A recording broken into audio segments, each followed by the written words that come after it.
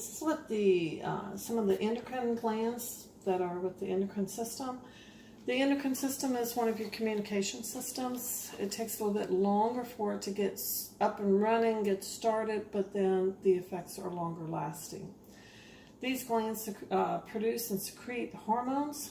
They typically are secreted by an endocrine gland in one location, but the target cells elsewhere in the body, so it's going to be transported by the blood. We start over here.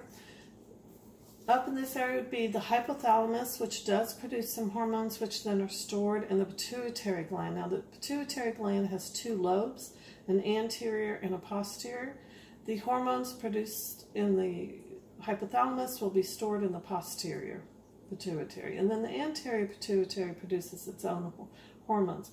And this is located in the brain. If we move down here, this is the pancreas, where you have additionally a couple other hormones. The insulin and glucagon are produced here.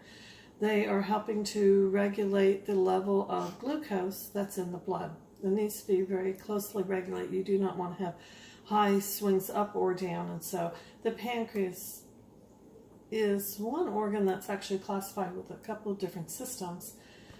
But with the endocrine system, it's associated with the production of the insulin and the glucagon. Over here in front of the trachea, which is this bluish part right here, and the larynx, you do have the thymus. The thymus is a gland that's going to be involved with production and maturing of your T cells, which are part of your immune system. Over here, this is showing the thyroid gland, and then these darker colored dots, those are the parathyroid glands. On top of the kidney, you have the adrenal gland. Most of you are probably familiar with that in terms of epinephrine and norepinephrine being released.